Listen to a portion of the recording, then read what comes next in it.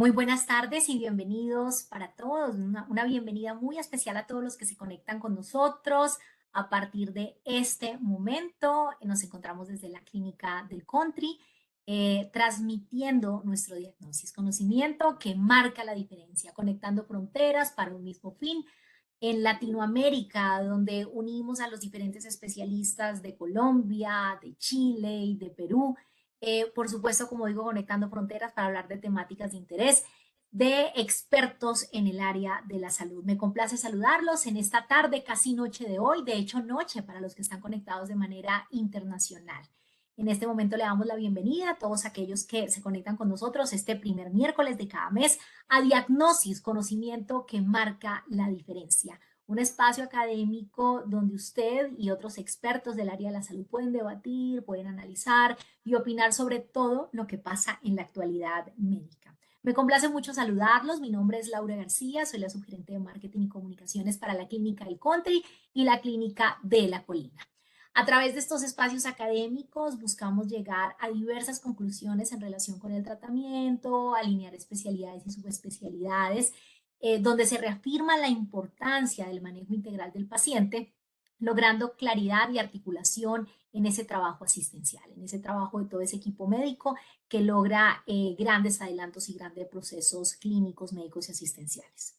Hoy la invitación que realizamos a todos ustedes, a los especialistas, es para escuchar y debatir en esta conexión la siguiente temática, claves para el diagnóstico de la enfermedad de Kawasaki en la práctica clínica. Así es. Hoy nuestro equipo médico, nuestro equipo de destacados expertos profundizará en las estrategias y tratamientos para abordar esta enfermedad, la enfermedad de Kawasaki. Se siguen conectando con nosotros los diferentes especialistas en Colombia y en el mundo. Nos complace mucho saludarlos y los invitamos también para que compartan este enlace de conexión al resto de sus compañeros, al resto de colegas que les interesa mantenerse actualizados. Aquí vamos a estar alrededor de una hora debatiendo sobre esta temática que nos atañe hoy, claves para el diagnóstico de la enfermedad de Kawasaki en la práctica clínica.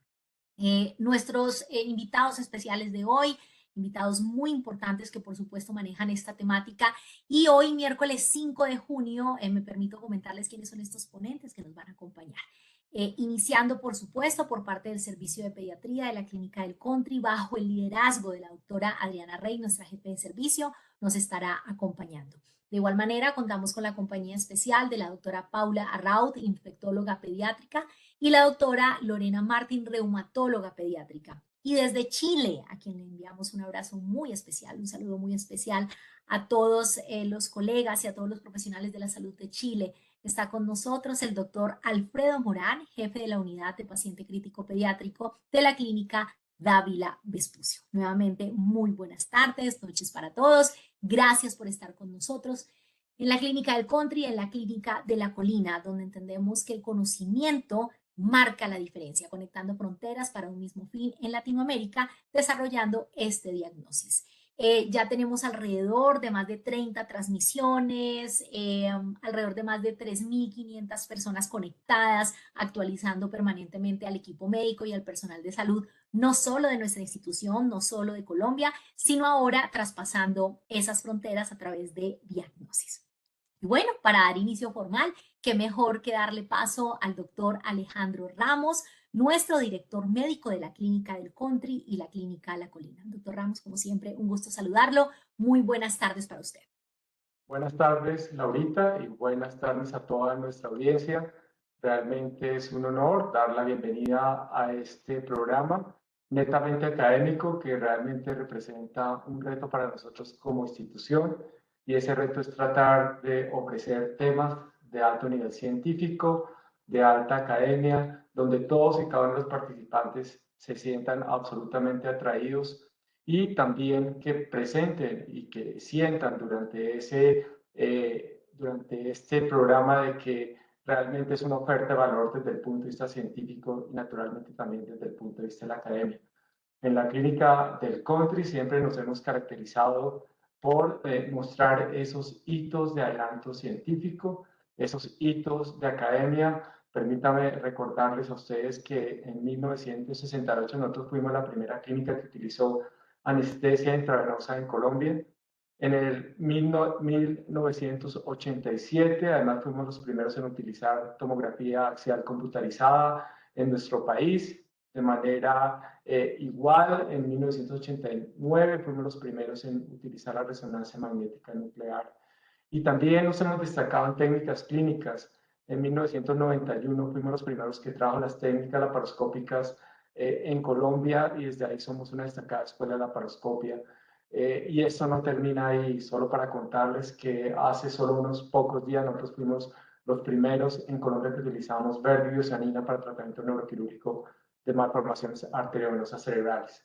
De suerte que somos una clínica realmente muy comprometida con el adelanto tecnológico, con una base científica absolutamente importante, y eso me permite decirles y asegurarles a ustedes que este espacio es absolutamente idóneo, absolutamente pertinente, y van a encontrar en este espacio un nivel científico supremamente elevado, un nivel donde la academia es el factor fundamental y la dirección de no solo este programa, sino también se refleja en nuestra dirección institucional a diario.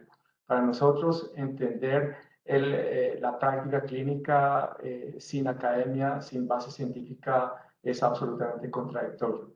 Por otro lado, quiero agradecer absolutamente a todos los participantes, específicamente al doctor Alfredo Morán Foundes, nuestro invitado de Chile, esa gran institución que es la Dávila Vespucio.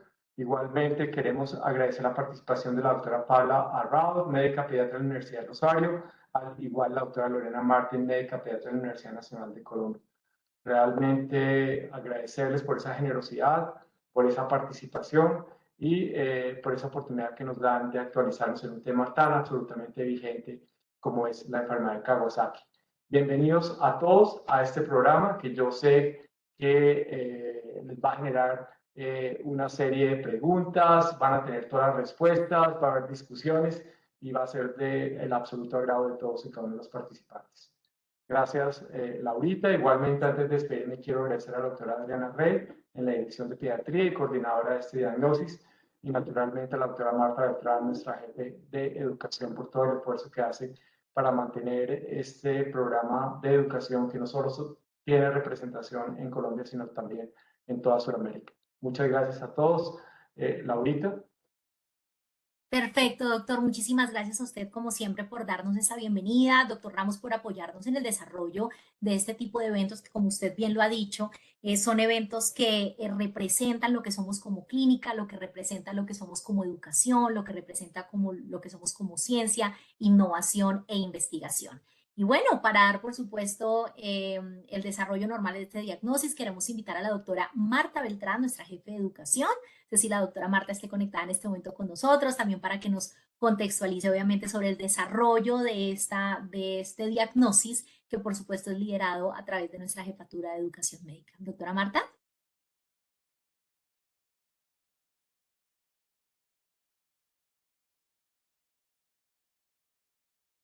Bueno, no sé si la doctora Marta está en este momento con nosotros, se debe estar conectando o debe tener algún problema de conexión. Entonces, más adelante podemos darle paso a la doctora Marta para que también, por supuesto, nos contextualice sobre la importancia de diagnosis. Ahora sí, entremos en materia.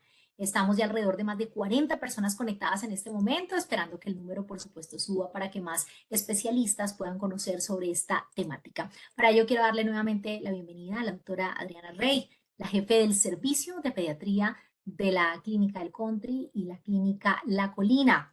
Doctora Rey, por supuesto, y vamos a hablar de las claves para el diagnóstico de la enfermedad de Kawasaki en la práctica clínica, donde a través de su liderazgo vamos a revisar vamos a profundizar sobre esas estrategias y tratamientos para abordar esta enfermedad. Nos complace saludarla, doctora, así que adelante con la temática. Bueno, buenas tardes y noches para todos. Bienvenidos. Hemos querido trabajar este tema de enfermedad de Kawasaki, que si bien la literatura lo refiere como una enfermedad no muy frecuente, en los últimos años y más específicamente en los últimos meses, hemos visto un incremento importante de esta enfermedad que tiene un importante componente de sospecha diagnóstica para lograr su identificación, pero que además tiene unos efectos a largo plazo que si no es tratada tiene muchas complicaciones que son importantes. Para acompañarnos y ayudarnos a revisar este tema, tenemos invitada a la doctora Paula Raut, médico pediatra de la Universidad del Rosario, infectóloga pediatra de la Universidad del Bosque, máster en VIH de la Universidad Rey Juan Carlos y actualmente infectóloga pediatra de las clínicas del Country y La Colina. La doctora Lorena Martín, médica pediatra de la Universidad Nacional de Colombia, reumatóloga pediatra de la Universidad de Antioquia, pediatra reumatóloga en el momento del Hospital Universitario San Ignacio, del Hospital Central de la Policía, de la Clínica del Country, de Medicarte y Armédica, docente de la Pontificia Universidad Javeriana y miembro activo de la Asociación Colombiana de Reumatología, donde participa en la mesa de comunicaciones y de interés especial en patologías como artritis reumatoidea en niños, lupus eritematoso y la enfermedad de Kawasaki. El doctor Alfredo Morán, médico pediatra de la Universidad de Chile, médico jefe de unidad de paciente crítico, pediátrico y pediátrica de la Clínica Dávila Vespucio. Bienvenidos a todos. Espero que sea muy provechoso este espacio. Quedaremos atentos a sus inquietudes al final y entre todos podremos dar respuesta a todos. Muchas gracias.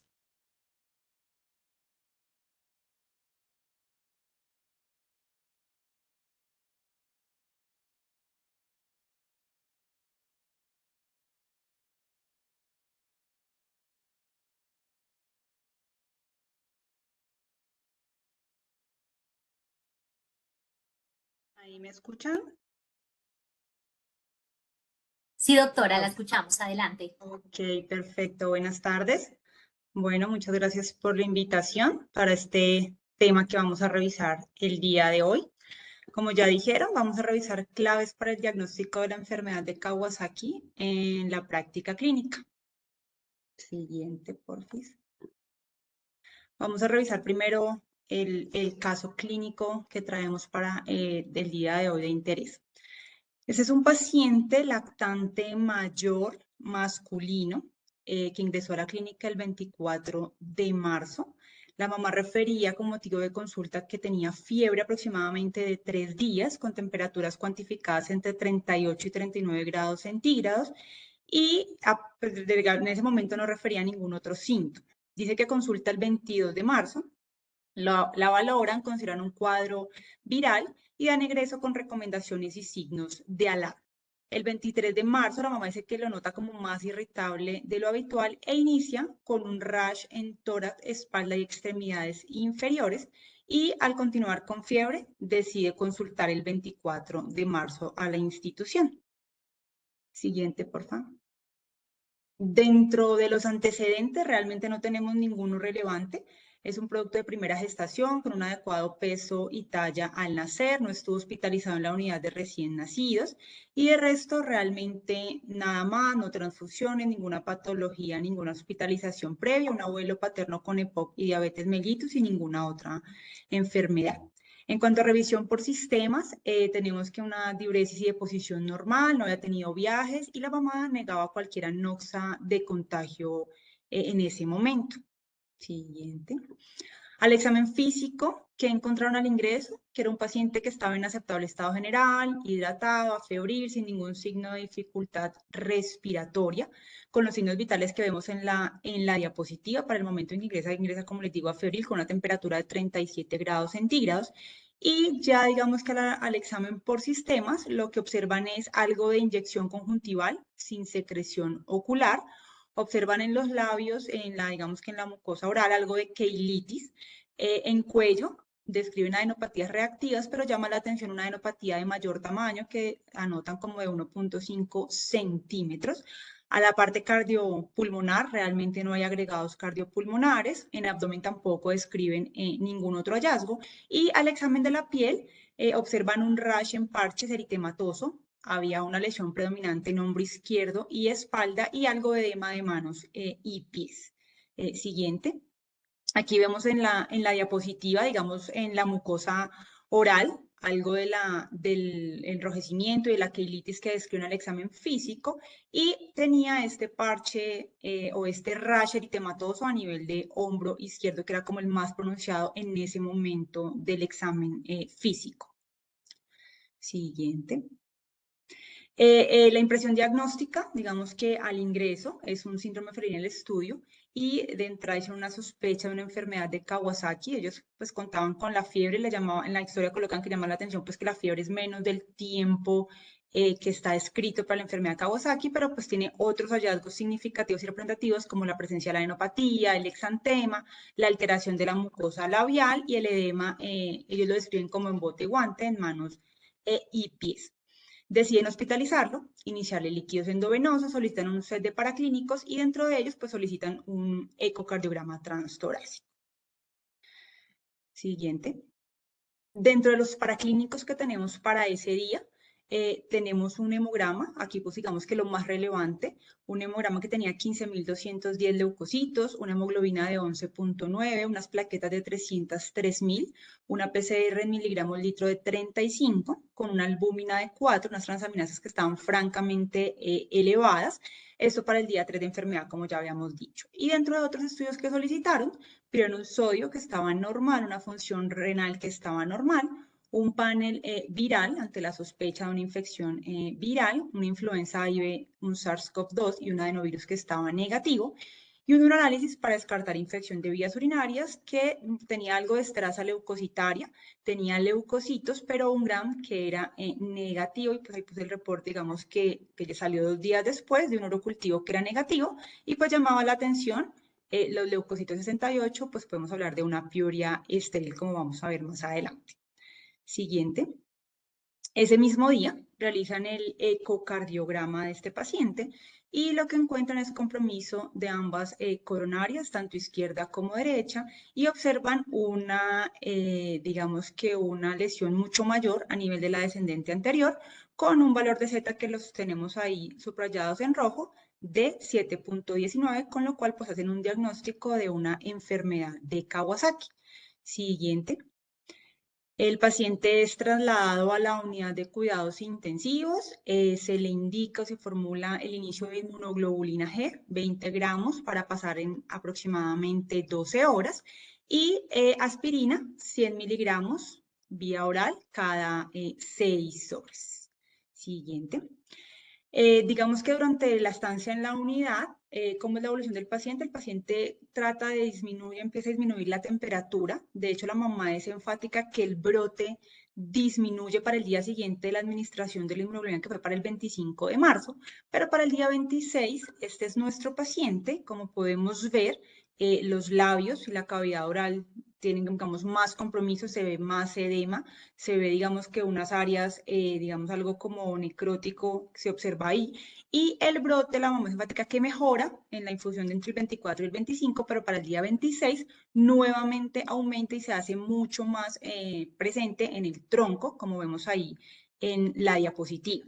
Para este momento siguiente se toman nuevamente laboratorios de control, en donde encontramos un aumento de los leucocitos a 16.700, una hemoglobina que va en descenso de 9.7, unas plaquetas que también han aumentado en 557.000, con una PCR que aumenta. En este momento ya toman una BCG que está positiva en 92.000 metros por hora, una albúmina que disminuye, la LTC por el contrario iba mucho mejor, había mejorado, y esto para el día 5 de enfermedad, pues según el cuadro que describía la madre. Siguiente. Aquí, ¿qué considera la unidad de cuidados intensivos? Que estamos frente a una probable refractariedad de esta enfermedad de Kawasaki. Se decide colocar una segunda dosis de inmunoglobulina. Para este momento ya es valorado también por reumatología pediátrica, quien indica o asocia corticoide, metilprednisolona, 10 miligramos IV cada 12 horas, y se continúa el ácido acetil salicílico a dosis antiinflamatorias. Siguiente. Ese es el seguimiento de laboratorios de nuestro paciente. Para el día 30 hacen como el siguiente control de laboratorios. Vemos que los leucocitos ya están en descenso, la hemoglobina, digamos que no tiene mayor variación, pero sí va en aumento. Las plaquetas se mantienen casi que estables, una PCR que disminuye de 128 pasa a 87, una BCG digamos que es un poco más tardía, que se espera que se eleve, estaba en 127, una albúmina sin cambios, y esto digamos que para día 9 de la enfermedad. Aquí pues hago énfasis en las plaquetas que vamos a ver más adelante, digamos que en qué momento es donde más se ve una elevación de las plaquetas. Siguiente. Se hace también para este día un control de ecocardiograma. Recordemos que tenía en la descendente anterior un Z de 7.2 que le da incluso para un aneurisma de mediano tamaño. Y para este día vemos que todos los Z en coronaria derecha, coronaria izquierda, incluso en la descendente anterior, ya todos han estado normales, es decir, con nuestro tratamiento, digamos que normalizó en este ecocardiograma para el día 9 de la enfermera. Siguiente. Aquí tenemos algo de seguimiento de laboratorio. Digamos que este paciente pudimos hacerle más seguimiento de laboratorios porque tuvo una estancia un poquito más prolongada por otras complicaciones diferentes a la enfermedad del Kawasaki. Entonces podemos ver cómo evolucionaron los laboratorios. Para el día 3 vemos que ya tenemos unos leucocitos francamente normales, una hemoglobina que viene en aumento. Miremos las plaquetas para el día 31 de marzo y el 3 de abril, que lo que les digo vamos a ver más adelante. Tenemos como el pico ahí de plaquetas en ascenso. Miramos que la PCR también viene en franco descenso con una albúmina que ha mejorado, una LT que viene muchísimo mejor, esto para el día 13 de la enfermedad. Y para el día 23 de enfermedad, que fue para el 13 de mayo, vemos unos leucocitos normales, unas plaquetas que ya vienen mejorando, una PCR también mejorando, BCG en descenso. Como vemos, pues el seguimiento que se le hizo a estos laboratorios. Y siguiente. Ya para terminar, esto fue, digamos que ya cuando el paciente se encontraba en día más o menos 20 de la enfermedad. Si vemos, no sé si alcanzan a ver, sobre todo en el piecito, que se observa bastante bien, una descamación en la puntica de los dedos, igual que en la mano, que esto normalmente uno a veces lo espera encontrar un poco más temprano en la enfermedad y realmente está descrito mucho más tardío, ya en una fase subaguda de la enfermedad. Entonces podemos ver que digamos que nuestro paciente tuvo bastantes características de enfermedad de Kawasaki, pues por eso queríamos traer este caso a colación. Bueno, buenas tardes. Y ya siguiendo como para la revisión del tema, a mí me parece que es un tópico emocionante y apasionante de la pediatría y es una urgencia pediátrica. Y pues quiero empezar sensibilizándolos acerca de el por qué es importante saber acerca de la enfermedad de Kawasaki. Acá les presento al doctor Tomisaku Kawasaki, quien describió la enfermedad siendo tan solo un residente durante los años 60. Entonces, es muy importante porque es la segunda vasculitis más frecuente en la infancia, luego de la vasculitis por IgA, previamente llamada púrpura de Henoch-Schönlein. Aparte de eso, es la primera causa de cardiopatía adquirida en el mundo. Puede llegar a ser mortal. Y una cosa acá muy importante para todos los pediatras es que gran parte de los pacientes, cerca del 40%, han tenido 4 consultas previas al diagnóstico. Y pues obviamente el pronóstico en enfermedad de Kawasaki va a depender de que podamos hacer un diagnóstico oportuno. Por eso es tan importante pues conocer las claves en esta patología. Siguiente, por favor. Entonces, a nivel del mundo, ¿qué hay reportado? Tiene una relación hombre-mujer de 1.4 a 1. El 80% de los casos se presentan en menores de 5 años. Estos son estadísticas prepandemia, porque yo creo que la pandemia realmente modificó toda la epidemiología de esta enfermedad. Se presenta claramente más en asiáticos, por eso los japoneses son los que más conocen de esta patología. Y si uno tiene un hermano afectado, alrededor del 3 al 9% de los niños pueden también presentar enfermedad de Kawasaki. Este concierne con un riesgo 10 veces mayor de presentar. Ha tenido presentaciones epidémicas, han habido 3 grandes epidemias en Japón y también tiene un patrón de presentación estacional. Se presenta más en invierno, primavera e inicio de verano. Miren que en países como Japón, la incidencia puede llegar a ser hasta 300 por 100.000. Disminuye, por ejemplo, en Corea 113 por 100.000, en China 40 por 100.000 y en Estados Unidos 25 por 100.000. Siguiente. Nosotros con el grupo de reumatología de la Universidad Javeriana hicimos un estudio revisando las bases de datos nacionales con la herramienta CISPRO para tener un dato estimado de la prevalencia del Kawasaki en Colombia. ¿Qué obtuvimos nosotros? Que en pacientes pediátricos, estos datos nos los dan por quinquenios, por eso se tiene hasta los 19 años en cuenta, tenemos una prevalencia global de enfermedad de Kawasaki de 7 por 100.000.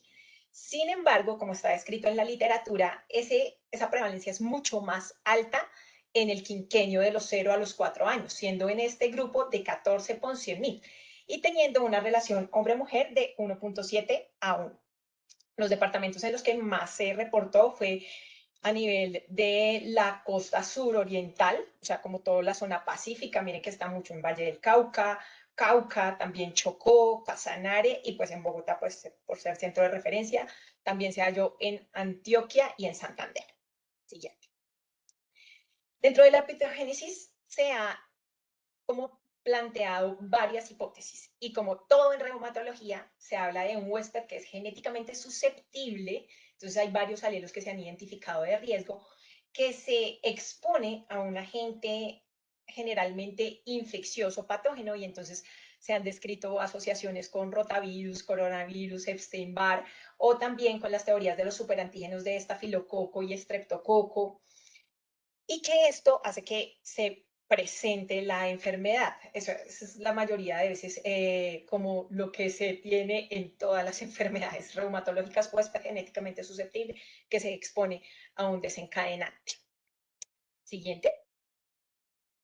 Pero como la parte gruesa de esta charla es como el diagnóstico y el tratamiento, pues vamos a entrar en esto.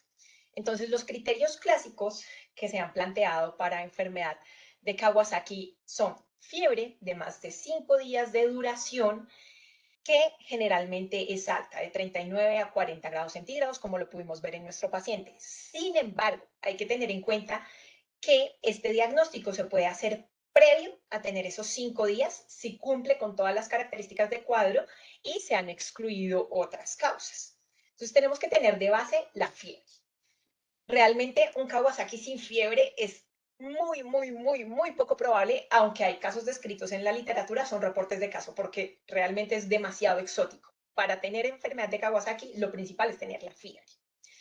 Y dentro de los criterios clásicos están al menos tener 4 de los siguientes 5, dentro de los cuales está la inyección conjuntival, pero es una inyección conjuntival que es no supurativa, o sea, no tienen secreción, no les amanecen los ojos pegados, pero sí se ven intensamente rojos esas conjuntivas y ahí viene la primera clave y es que tiene un respeto franco por el limbo esclerocorneal, como lo podemos ver en la fotografía, podemos ver que al lado del iris, la pepita coloreada del ojo, se ve totalmente blanco y después vienen los vasos inyectados. También está la adenopatía cervical, que clásicamente se ha descrito como única, generalmente dolorosa y mayor de 1.5 centímetros. Pero como vamos a ver más adelante, y así como nos lo mostró Paula en nuestro caso clínico, pueden también adenopatías reactivas bilaterales. También están los cambios en las extremidades y en el periné. Y ya les muestro por qué el periné es muy importante también. Entonces, ¿qué se ha descrito típicamente? Eritema en palmas y plantas, también edema en bota y en guante, como lo tenía nuestro paciente, y ya en una fase subaguda, descamación de manos, pies y periné, pero no nos podemos esperar hasta que el paciente tenga la descamación, porque esto se presenta en la fase subaguda. Sería ya demasiado tarde para poder instaurar un tratamiento oportuno. Dentro de los cambios que podemos tener en labios y boca, tenemos labios rojos, secos, fisurados, esa queilitis muy intensa que puede ser a tener hemorragia y puede ser costrosa, como evolucionó nuestro paciente, con eritema generalmente también de boca y de faringe, y la lengua afrangüesada por hipertrofia de las papilas linguales. Y el exantema, que clásicamente está descrito como polimorfo, es decir, puede tener cualquier cosa, puede ser un rash maculopapular fino, puede tener lesiones de eritema multiforme, inclusive está descrita la psoriasis gutata. Pero lo que sí no puede ser bajo ninguna circunstancia es que sea o vesicular o hemorrágico. Si se presentan algunas de esas dos circunstancias, es muy baja la probabilidad de que se trate de una enfermedad de Kawasaki. Obviamente esto en ausencia de otra cosa que explique mejor toda la sintomatología. Siguiente, por favor. Entonces, acá viene mi primera mnemotecnia. Yo siento que el aprendizaje por medio de asociaciones es más fácil para todos y mi primera mnemotecnia para lo anterior que les mostré es crea y de creer en su diagnóstico, porque si usted lo cree, lo busca y lo trata. Entonces, C de conjuntivitis aséptica, como ya dijimos, pero esas no son las únicas manifestaciones del ojo. En el ojo también podemos tener uveitis y vasculitis retiniana. R de rash, que como ya lo mencionamos, polimorfo, y adicionalmente una cosa que es típica es que tengan eritema en el sitio de inyección de la vacuna de la BSG. También enantema, como ya lo mencionamos, queilitis, fisuras, hipertrofia papilar, faringitis no purulenta. Cambios en las extremidades, o sea, vamos, conjuntivitis, rash, enantema, extremidades, que ya lo mencionamos, el tema de mano, bota y enguante, la descomposición periungual y perineal, y A de adenopatía cervical. Entonces, estos son los criterios clásicos. Sin embargo, hay muchos otros hallazgos que deben hacernos sospechar en una enfermedad de Kawasaki. Por ejemplo, meningoencefalitis aséptica. Y es típico que los papás digan que los niños están un poco irritables, que no se consuelan fácil, que todo les duele, que lloran por todo, porque se presenta esta meningoencefalitis. Pero adicionalmente, ¿qué más se ha descrito a nivel del sistema nervioso? Parálisis facial, hipoacusia neurosensorial, inclusive síndrome de secreción inadecuada de la hormona antidiurética. Puede también tener absceso retrofaringio y dar estridor. A nivel pulmonar puede haber neumonitis o incluso neumonía por la enfermedad de Kawasaki, por eso es frecuente que los niños sean requirientes de oxígeno. Y pues digamos que la complicación más temida de todas, que es la enfermedad cardiovascular con los consiguientes aneurismas coronarios. Pero no es lo único que se puede presentar en el corazón. En el corazón también podemos tener endocarditis, miocarditis, pericarditis e incluso tener el síndrome de choque Kawasaki, que es un choque resistente a catecolaminas que requiere múltiples infusiones, obviamente estancia en UCI. También podemos tener hepatitis y colecistitis acalculosa o hidrops vesicular. También podemos tener nefritis, uretritis, artritis, miositis, o sea, todas las itis que se quieran imaginar pueden ser secundarias a la enfermedad de Kawasaki. Aparte de nuestros criterios del CREA, lo que es más relevante para tener en cuenta y poder hacer un diagnóstico de una Kawasaki atípico es meningoencefalitis aséptica, la presencia de hepatitis, el hidrops vesicular y la uretritis. Por eso, dentro de los criterios incompletos, como vamos a ver, van a estar también la elevación de transaminasas, la leucocituria aséptica, bueno, cosas que los tengo para más adelante. Siguiente, por favor. Entonces, para hacer el diagnóstico tenemos que tener el típico, más de 5 días de fiebre, con más del 4 de los siguientes, que ya dijimos, del CREA. Y hay que tener varias cosas en cuenta. Entonces, la primera, siguiente, es que la aparición no es concomitante, puede ser secuencial. Y es muy importante un adecuado examen físico porque, como podemos ver, 4 de los criterios comprometen el sistema mucocutáneo, tanto la conjuntivitis, el rash, el enantema y los cambios en las extremidades. Entonces, un muy buen examen físico. Siguiente. El diagnóstico puede hacerse solamente, inclusive con menos días de fiebre y también en contexto de anomalías coronarias. Y como les dije, pues el atípico tiene otras manifestaciones que están muy sugestivas de Kawasaki, pero pues nos toca cumplir los criterios para poder colocar el tratamiento con la inmunoglobulina, que de todas maneras pues implica costos altos para el sistema de salud. Siguiente. Entonces, acá quiero mostrarles que realmente si alguna vez en la vida se les ha pasado una enfermedad de Kawasaki, tranquilos, a la mayoría les pasa. Pero pues esta charla obviamente es para que ya estemos sensibilizados y no nos vuelva a pasar. Entonces, miren que solo el 62% de los niños fueron diagnosticados con 3 consultas. Es decir, hubo casi 40% de los niños, 2/5 partes, que necesitaron 4, 5 o 6 consultas con pediatría para poderles hacer el diagnóstico. Siguiente. Cuando se hizo un análisis de los pacientes que tenían el diagnóstico más oportuno, se dieron cuenta que eran aquellos que en el gráfico podemos ver dentro como de el tipo A. Y es que se les puede hacer el diagnóstico porque tenían como en una presentación más estrecha de frecuencia en días la presentación de todas las manifestaciones típicas versus los que fueron diagnosticados de forma más tardía que tuvieron más espaciado todas las manifestaciones. Y puede que el paciente cuando llega ya no tenga la conjuntivitis, por ejemplo, o ya no tenga el brote. De ahí la importancia de hacer una muy buena anamnesis, creerle a la mamá y gracias a Dios hoy en este momento contamos como con todos los recursos electrónicos para poder fotografiar los hallazgos con los que ellos vienen. Siguiente, por favor. Entonces, acá tengo varios niños como de las consultas. Quiero que vean, por ejemplo, el primero, que tiene una conjuntivitis en el que francamente se respeta el limbo esclerocorneal. Miren que prácticamente hay un halo blanco alrededor del iris.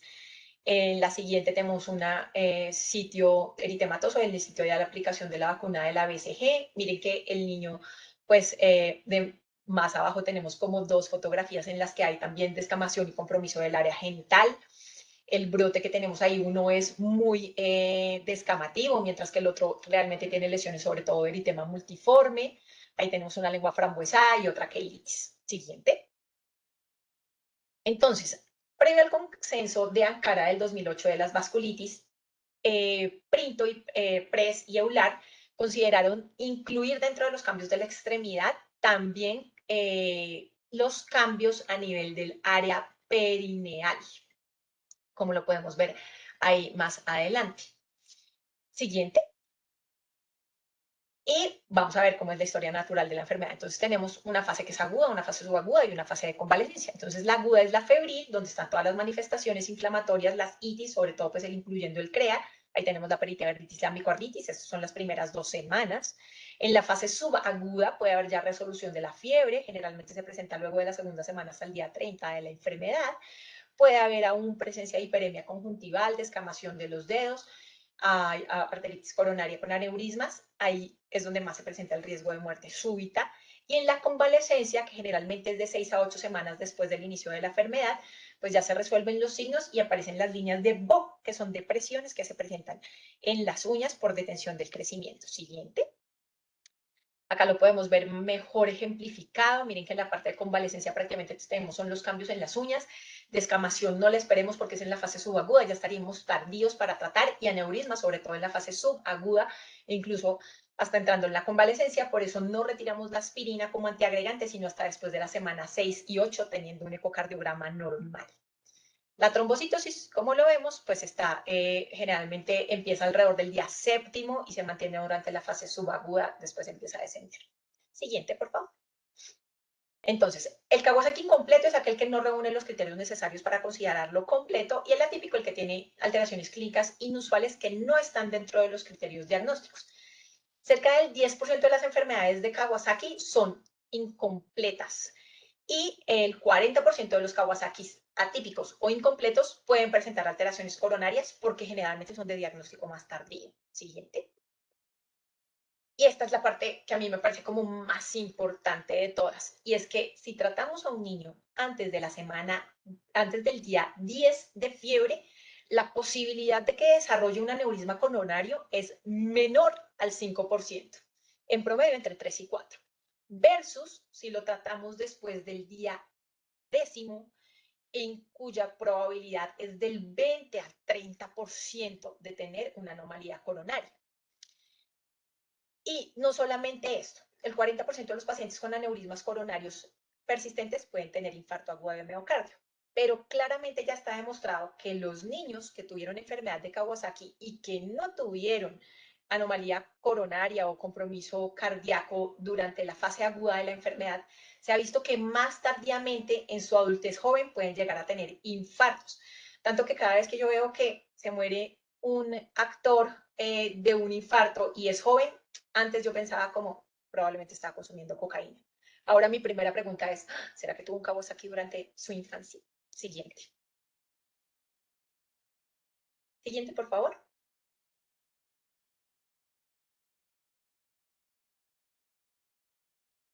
¿Me escuchan? Sí, doctora, la escuchamos. Ay, siguiente, por favor. Es que no veo Por que se... favor, si nos ayudan. Perfecto, ya. Gracias.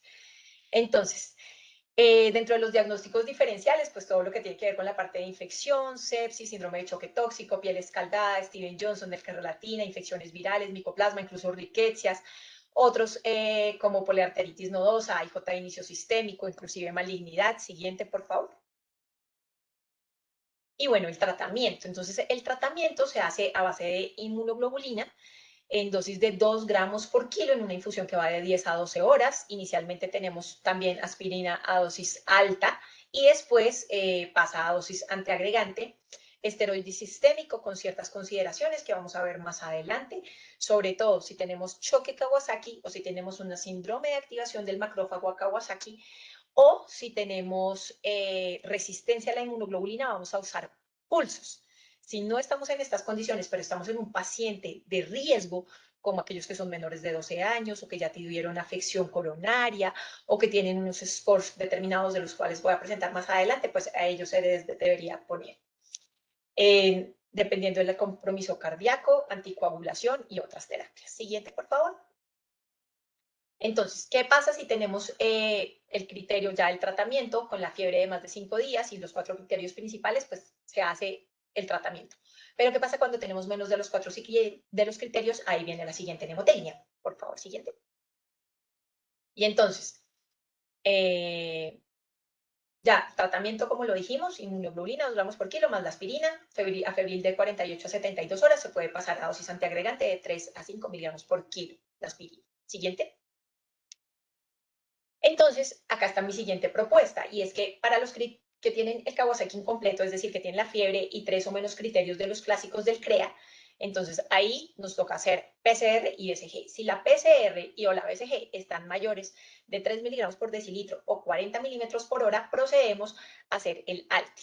El ALTE incluye en forma de 3, 2, 1, A de anemia para la edad, albúmina menor de 3 gramos por decilitro y ALT elevada. 2 Ls, dentro de las cuales están leucocitosis mayores de 15.000 y leucocituria mayor de 10 por campo y trombocitosis mayor de 450.000 plaquetas después del 7º día. Y siempre pues tener en cuenta que tenemos que hacer el ecocardiograma positivo. Si tenemos al menos 3 de 6 de estos criterios, podemos hacer tratamiento para la enfermedad de Kawasaki. Entonces recordemos que como es tan inflamatorio, pues los glóbulos rojos y la albúmina son reactantes de fase aguda negativo, mientras que los leucocitos y las plaquetas son reactantes de fase aguda positivo, por eso se presentan estos. Y pues la leucocituria por la uretritis. Siguiente, por favor. Entonces, ya teniendo la enfermedad de Kawasaki, tenemos que establecer riesgo. Entonces, ¿quiénes son de alto riesgo? Como para pensar en la posibilidad de esteroide.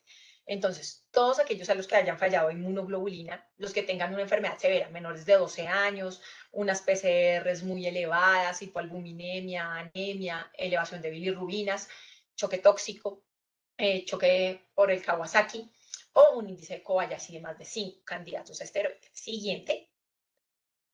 Por favor, entonces acá tenemos los predictores de resistencia a inmunoglobulina y podemos ver que a pesar de que hay muchas escalas, la Kobayashi es la que usamos más en el resto del mundo, fuera de Japón, porque a pesar de que no tiene una muy buena sensibilidad, tiene una muy buena especificidad en población no japonesa del 87%. Es decir, si lo tiene, es porque el riesgo es muy alto de resistencia y es mejor poner el esteroide.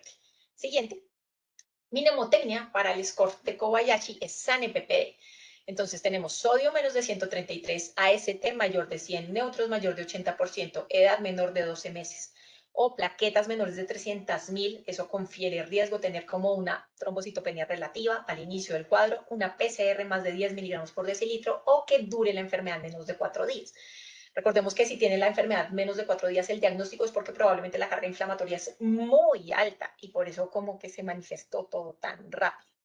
Los primeros 3 y el último confiere de a 2 puntos. Y el score de Kobayashi es positivo si tiene 5 puntos o más. A esos deberíamos también adicionarle esteroide, como nuestro paciente, que no solamente tenía las alteraciones coronarias, sino también tenía un Kobayashi mayor de 5, por lo cual se le puso el esteroide sistémico. Siguiente. Y bueno, ya para terminar, los japoneses, que son los que más saben de enfermedad de Kawasaki claramente, le hicieron una revisión a las guías de la AJA y en la revisión dicen, la fiebre generalmente no se debe esperar hasta los 5 días porque cerca del 40% de los niños con enfermedad de Kawasaki tienen sus diagnósticos antes del 5º día de fiebre. Entonces, si tienes un cuadro muy sugestivo, has excluido lo otro, puedes hacer el diagnóstico. Dentro del rash no solamente lo ponen como el rash polimorfo, sino también el eritema en el sitio de la BSG. También tienen como muy sugestivo, aparte pues de lo que yo ya les mencioné y que está dentro de los criterios del incompleto, el tener la elevación del BNP o del proBNP, el tener insuficiencia mitral o pericarditis y tener hidrops vesicular, muy sugestivo de Kawasaki. Siguiente, por favor. Y también hablan de, que es muy importante, tener en cuenta la hiperbilirrubinemia, como dentro de esas cosas que nos hacen sospechar más enfermedad de Kawasaki.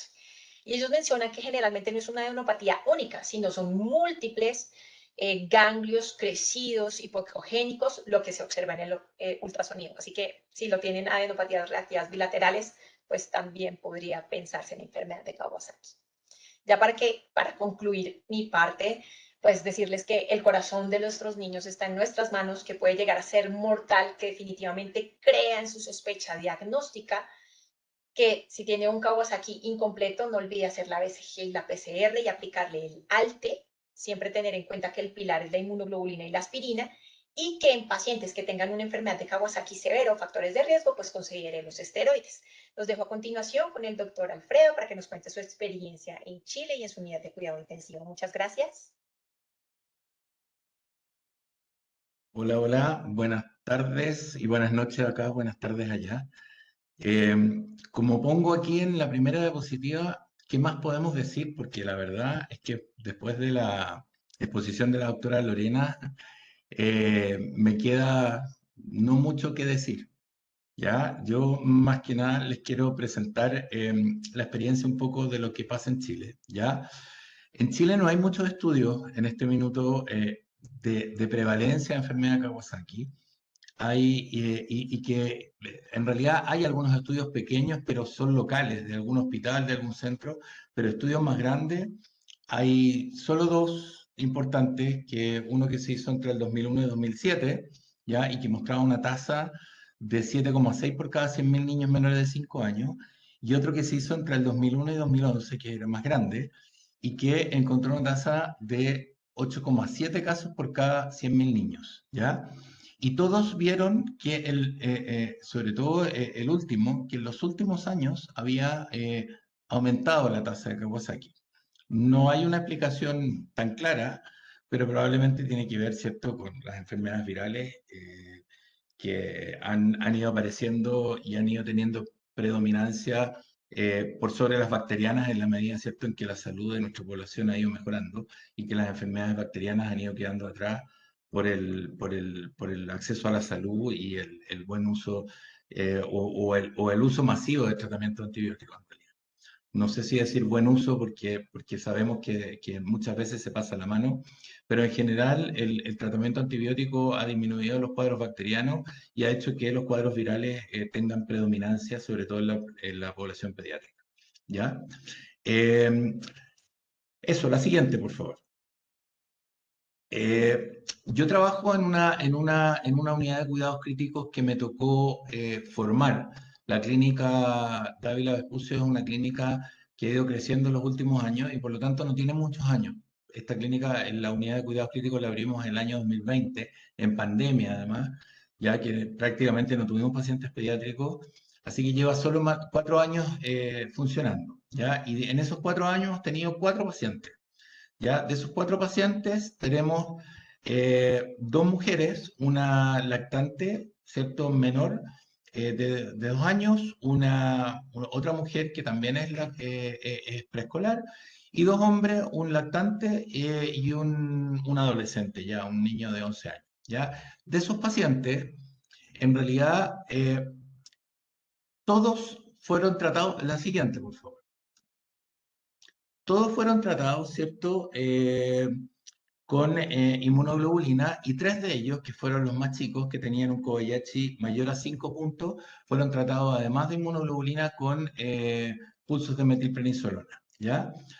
De los 4 pacientes, 3 tuvieron alguna alteración de las arterias coronarias que se hizo, digamos, junto con el diagnóstico de Kawasaki.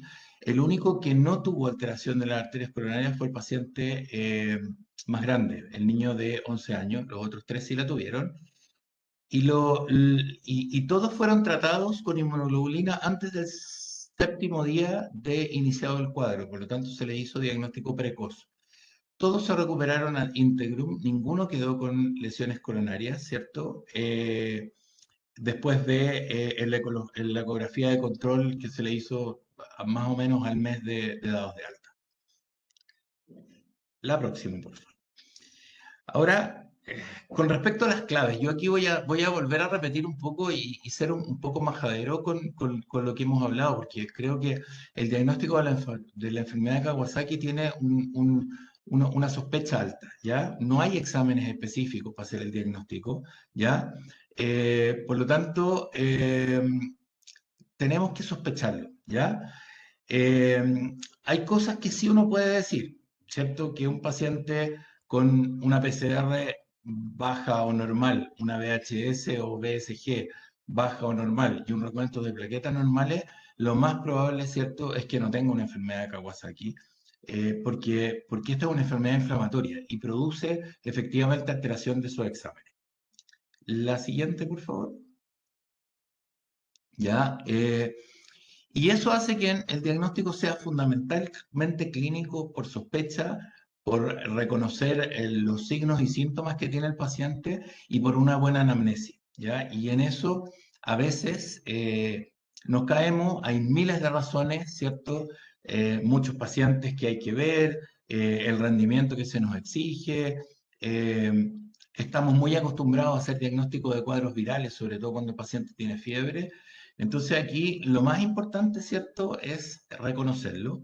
Ya las formas incompletas o atípicas de la enfermedad Kawasaki sabemos, ¿cierto?, que se pueden dar hasta en el 50% de nuestros pacientes, y el problema es que generalmente se dan en los menores de 1 año, ¿cierto? Eso también complica porque ese es esos pacientes habitualmente son los pacientes que cursan con cuadros infecciosos, que estamos acostumbrados de verlos en la clínica. Así que aquí vuelvo a repetir un poco que lo más importante es la sospecha clínica, es tenerlo en mente. La doctora Lorena lo dijo muy bien, aquí tenemos que pensarlo.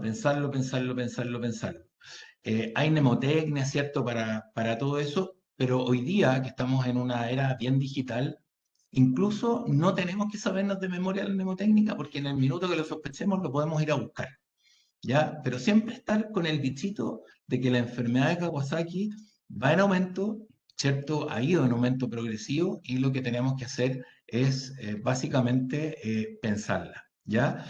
Y además que no existe ningún examen de laboratorio, ninguna prueba de laboratorio que sea confirmatoria de la enfermedad. Tenemos que ir juntando examen físico, juntando anamnesis y juntando exámenes de laboratorio, y de esa manera vamos a poder conformar el diagnóstico o la sospecha diagnóstica. La que viene, por favor. ¿Ya? Así como bien resumido, ¿cierto?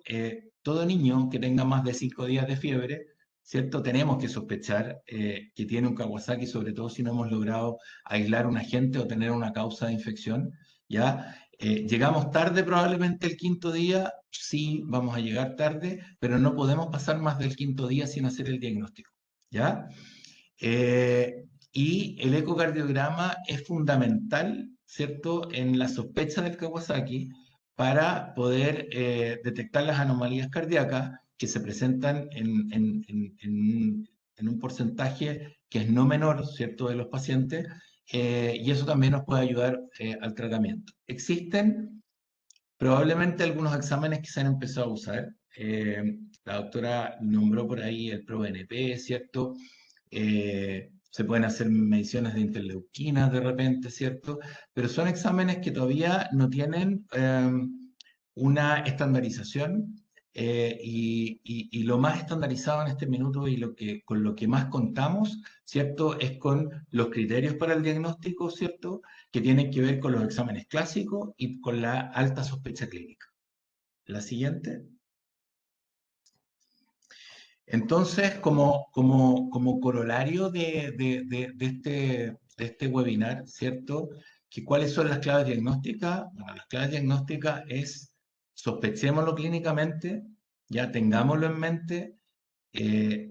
Todo niño con más de 3 días de fiebre, que no tenemos un diagnóstico claro, que no logramos una etiología, tenemos que sospechar el Kawasaki y al 5.º día de fiebre, sí o sí, tenemos que tratar de descartar el Kawasaki. Eso es. Muchas gracias.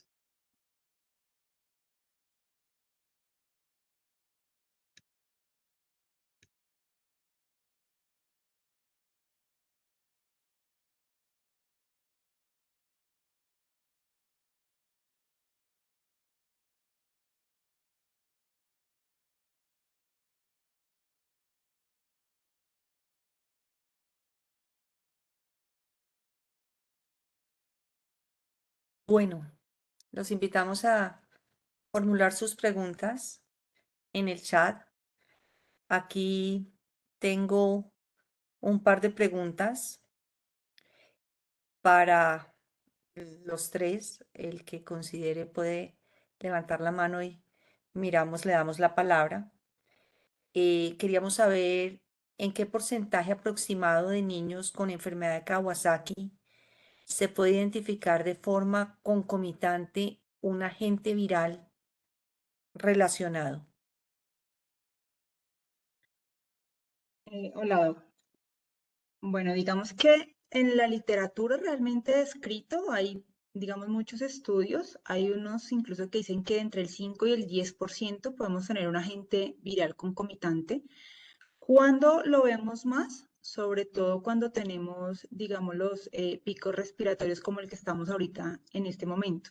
Si me preguntas, en este año hemos tenido, más o menos tengo el cálculo, como unos 8 Kawasakis en la clínica del country, y de estos aproximadamente 5 hemos tenido con aislamiento concomitante viral. Por eso creo que a pesar de tener un aislamiento, tener un diagnóstico viral, pues no podemos descartar que tengamos Kawasaki. Tuvimos 3, si no estoy mal, con rinoenterovirus, uno con sincitial, incluso uno lo tuvimos asociado con infección de vías urinarias con E. coli, o sea, no solamente incluso con virus. Entonces, sí, la literatura, digamos que dice más o menos que hasta un 10% puede estar concomitante. Como bien sabemos y como dijo la doctora Lorena, no tenemos una etiología clara de la enfermedad de Kawasaki, pero sí notamos siempre un aumento cuando tenemos pico respiratorio, un aumento de casos de enfermedad de Kawasaki, por lo menos nosotros acá para esta época del año, que es nuestro pico respiratorio en Colombia. Gracias, doctora Paula. Tenemos acá una pregunta que dice, ¿puede presentarse un caso con solo manifestación ganglionar cervical?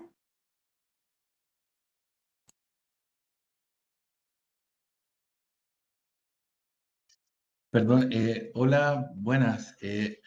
A ver, yo creo que si solamente hay una adenopatía cervical importante, pero no hay nada más, creo que esa adenopatía es raro que sea Kawasaki. O sea, falta la fiebre, por ejemplo, que es como el síntoma cardinal de la enfermedad de Kawasaki. Ahora, si es adenopatía sola más fiebre, yo creo que es imposible decir que no se puede, pero probablemente si no hay otros síntomas asociados y solo hay una adenopatía cervical, sería raro que fuera enfermedad de Kawasaki solamente. Me parece que en general hay más de un signo o de un síntoma que uno puede ir juntando, ¿cierto?, para hacer el diagnóstico. Solamente con adenopatías cervicales, sin otro, yo creo que en realidad es difícil pensar, bueno, a lo mejor después de 10 días de fiebre, ¿cierto?, y de haber hecho muchos estudios y muchos exámenes, uno podría tratar de decir, bueno, si esto no es nada, podría ser un Kawasaki, pero es raro que se manifieste como solo con eso. Es por lo menos lo que me ha tocado ver a mí en los 30 años que llevo viendo niños. Estoy completamente de acuerdo con el doctor. De hecho, la adenopatía cervical se reporta alrededor de un 65% de los casos en niños pequeños. Es de las menos frecuentes, mucho más frecuente tener todas las otras manifestaciones mucocutáneas. Si uno tiene una fiebre y una adenopatía cervical, primero hay que excluir Epstein-Barr, citomegalovirus, toxoplasma, incluso cosas raras como un Kikuchi Fujimoto, antes de pensar en Kawasaki, ya que definitivamente se hayan excluido los otros diagnósticos y persista con la fiebre después del 7º día, y si le aplicamos el algoritmo de PCR, BCG y ALTE y nos diera sugestivo o tuviera alguna alteración ecocardiográfica, eso sí, pues haría la diferencia, pero realmente solo adenopatía cervical y fiebre es muy, muy, muy poco probable. Gracias. Otra pregunta que tenemos dice, ¿qué claves diagnósticas podríamos utilizar para pensar en MISC en lugar de Kawasaki? Uy, esa pregunta es un arma de doble filo, porque realmente el MISC tiene dos formas de presentación. Una forma es la presentación tipo Kawasaki y la otra es la forma de presentación tipo choque. Tanto que dentro del tratamiento del MISC se extrapoló el uso de la inmunoglobulina y los esteroides a partir de la similitud tan alta con la enfermedad de Kawasaki. Entonces, en la actualidad, hay cosas que nos hacen pensar que, a pesar de que sea un variedad Kawasaki, esté más hacia el lado de MISC, como por ejemplo el hecho de que puedan tener leucopenia con linfopenia. Eso está más a favor de un MISC. El hecho de que tengan elevación del dímero D también, digamos que se ha visto más como dentro del espectro del MISC. No quiere decir que eso no lo pueda presentar también en la enfermedad de Kawasaki, pero leucopenia, linfopenia. Sin embargo, no podemos decir que teniendo un MISC no cumpla los criterios, porque tan es así que uno de los fenotipos de MISC es fenotipo Kawasaki y le damos el tratamiento como enfermedad de Kawasaki, y la forma de justificar la inmunoglobulina de esos pacientes es poniéndole el código M303 de enfermedad de Kawasaki. Y de acuerdo con la doctora Lorena, digamos que diferenciarlos es muy, o bueno, una para diferenciarlos es que tengamos francamente un antecedente de un COVID, ¿no? También, que de pronto no lo tengamos con la enfermedad de Kawasaki, pero tener una diferenciación es muy difícil. También se escriben las PCRs un poco más elevadas, un poco más de trombocitosis, también es lo otro que describen en MIS, más signos de choque en algunas ocasiones, pero para la variante MIS, no la similitud a enfermedad de Kawasaki. Entonces, diferenciarlo es un poco difícil uno de otro. Otra que describen es que generalmente MIS es en edades un poco más tardías. Kawasaki generalmente es en infantes, en la infancia más temprana, 5, 6, 3 años. Entonces es como otra que uno puede tener, pero sí, tener una lista para diferenciarlas me parece un poco difícil. Sí, estoy súper de acuerdo. Y lo otro es que tampoco hay una claridad si el MIS con variante Kawasaki no es un Kawasaki, que se está presentando producto de un virus que no conocíamos, que no teníamos, y obviamente se presenta con algunas características distintas, pero también porque nuestra inmunidad en ese minuto está funcionando de una manera que es un poco distinta por un virus que no teníamos conocimiento.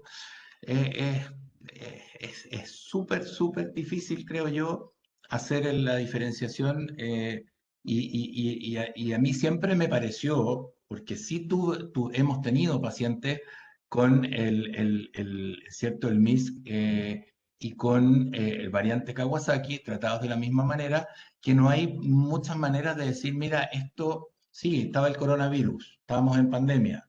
No aparecieron Kawasaki en pandemia, o sea, uno dice, ¿qué fue? No aparecieron los Kawasaki, por lo menos en Chile, en realidad, el Kawasaki como Kawasaki, en pandemia prácticamente no lo vimos, pero sí nos llenamos de niños con MIS, ¿cierto? Muchos de ellos con variante Kawasaki, y uno dice, ¿esto será el Kawasaki?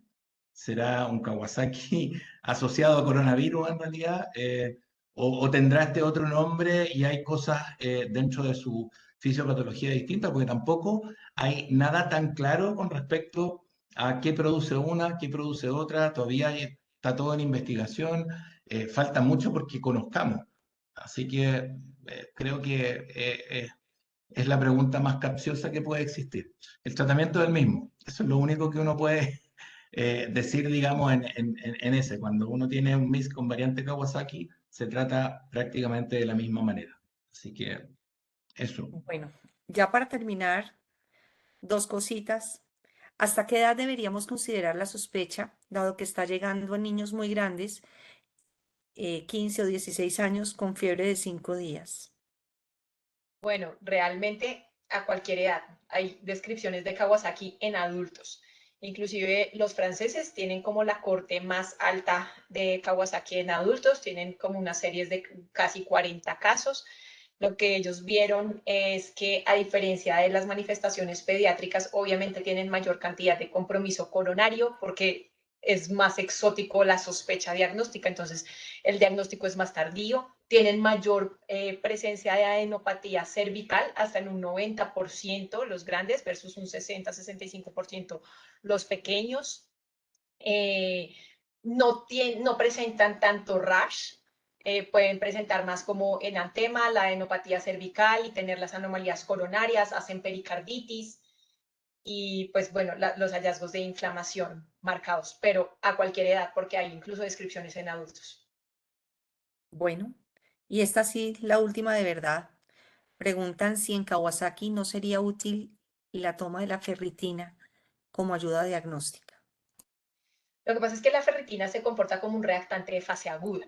Entonces, lo más probable es que lo tengamos elevado. Dentro de los algoritmos, en ninguna parte usan como la ferritina para soportar el diagnóstico, para los criterios incompletos, para los criterios de riesgo, no la usan. ¿Cuándo es útil? Cuando estés sospechando que esté haciendo un síndrome de activación del macrófago secundario a la enfermedad de Kawasaki. Entonces, si es un niño que se te empieza a poner pancitopénico, hace hiponatremia, empieza a tener hipertrigliceridemia, empieza a prolongar tiempos, consume el fibrinógeno, ahí le tomamos la ferritina, porque si está muy elevada, sería para soportar el diagnóstico de esa linfostocitosis hemofagocítica. Sí, yo opino, mira, yo creo que en pediatría nosotros la ferritina, el dímero D, que son todos reactantes de fase aguda y que en realidad uno no estaba muy acostumbrado a pedirlos, salvo para ciertas enfermedades específicas en que estaban dentro del algoritmo. Dentro de la pandemia, a los que nos tocó ver adultos, a mí me tocó ver muchos adultos, yo tuve que transformar la unidad del hospital donde trabajaba en unidad de adultos, y empezamos a ver la ferritina, el dímero D que le pedían a todos los pacientes, y de alguna manera quedó un poco grabado en el ambiente pediátrico también empezar a pedirlo. Y lo empezaron a pedir cuando ya volvimos a ver niños y nos dimos cuenta que la ferritina, el dímero D y todo, en casi todas las enfermedades infecciosas inflamatorias se elevaba. Efectivamente, hay algunos que se elevan mucho, que están dentro de un algoritmo, pero yo creo que como utilidad clínica todavía, por lo menos, no hay nada que diga que, salvo algunas patologías muy específicas, tenga una utilidad más que decir, tenemos un paciente con una inflamación sistémica, con un CIRS, y tenemos que buscar por qué está haciendo, digamos, ese CIRS. Creo que la utilidad no está, y en Kawasaki tampoco, porque efectivamente se eleva, pero se eleva nomás, no hay algo que uno pueda decir o usar como criterio. Bueno, yo creo que ahí tenemos la mayoría de las cosas con su respuesta. No sé, Laura, qué más nos queramos conversar. Pues doctora, son palabras de agradecimiento en este momento a través del chat. Nos dan las gracias por la temática que hemos podido desarrollar en esta tarde, noche de hoy. Hay algunas otras inquietudes de pronto que quedan aquí planteadas, doctora. No sé si también pudiera revisarlas luego, si es necesario hacer algunas, responder de manera interna de ser necesario. Lo cierto es que tuvimos una conexión bastante interesante, muchas personas interesadas en esta patología, lo cual les agradecemos muchísimo el interés en estar con nosotros y en haberse conectado. El agradecimiento especial para nuestros especialistas, por supuesto, por haber estado con nosotros hoy, a la doctora Rey, quien ha liderado este webinar, a la doctora Paula, a la doctora Lorena, al doctor Alfredo Morán, como se lo dije inicialmente, además de ese agradecimiento especial a Chile por estar con nosotros en esta noche de hoy. No podemos irnos, por supuesto, sin que ustedes nos ayuden a calificar el evento. en la siguiente, exacto, en esta siguiente diapositiva. Si usted está conectado desde su computador, acerca su celular, escanea ese código QR y nos ayuda a llenar la encuesta. Si está desde su celular, a través del chat le acaba de llegar un enlace, el cual le agradecemos, por favor, puedan diligenciar para que nos ayuden a valorar y a validar, por supuesto, estos escenarios académicos. La invitación especial para el mes de julio, el primer miércoles de julio tendremos el siguiente diagnóstico, les estaremos comentando la temática para que estén conectados con nosotros, así que nuevamente mil y mil gracias por su participación y por estar conectados con nosotros en esta noche. Doctora Rey, no sé si quiere despedir ya el espacio oficialmente. Bueno, muchas gracias a todos por su presencia y por las preguntas y por las respuestas de todos. Siempre es grato estar reunidos en estos espacios académicos que nos permiten crecer y estar atentos para el manejo de los pacientes que vemos día a día. Muchas gracias a todos y bueno, que tengan un feliz resto de día y probablemente nos veremos próximamente. Gracias, doctora Rey. Importante, nos pregunta el doctor Sotomayor si queda grabado el webinar. Sí, así es. En la página de la Clínica del Country y en la página de la Clínica La Colina, nosotros tenemos un enlace donde están todos nuestros webinars, incluso no solo estos, sino las temáticas anteriores que hemos tenido mes a mes. Así que le agradezco al equipo técnico si podemos compartir el enlace de alguna de nuestras dos clínicas para que sepan luego dónde volver a revisar tanto esta temática de Kawasaki como por supuesto las otras diagnosis que hemos podido compartir con todos nuestros especialistas. Entonces, repito, sí queda grabado, queda dentro de la página de la Clínica del Country y la Clínica La Colina, estos enlaces para que ustedes puedan visitarnos y nuevamente el agradecimiento especial por estar con nosotros. Doctor Morán, no sé, también una despedida suya desde Chile, me parece interesante que por favor nos pueda saludar. Nos contaba usted que además está haciendo un poquito de frío en Chile. No, nada, yo solo agradecer por la invitación. Encuentro que este tipo de instancias, ¿cierto?, que se pueden hacer de forma también con participación de otros países, enriquece a mí esta presentación y me enriqueció mucho, mucho en todo aspecto. Así que yo de verdad, muchísimas gracias. Me llevo un corazón llenito por la invitación. Y también me llevo un refresque de la enfermedad de Kawasaki tremendamente buena. Así que agradezco mucho la exposición y la invitación que me hicieron. Muchísimas gracias a usted también, doctor Morán. Nuevamente el saludo especial para todos nuestros especialistas en Chile y a ustedes una feliz noche. Que descansen. Recuerden, como siempre, en la Clínica del Country somos expertos en vivir y en la Clínica de la Colina tenemos un presente lleno de futuro. Nos vemos en un mes. Una feliz noche para todos. Chao, chao. Hasta luego, bendiciones. Gracias, feliz noche. Gracias, hasta luego.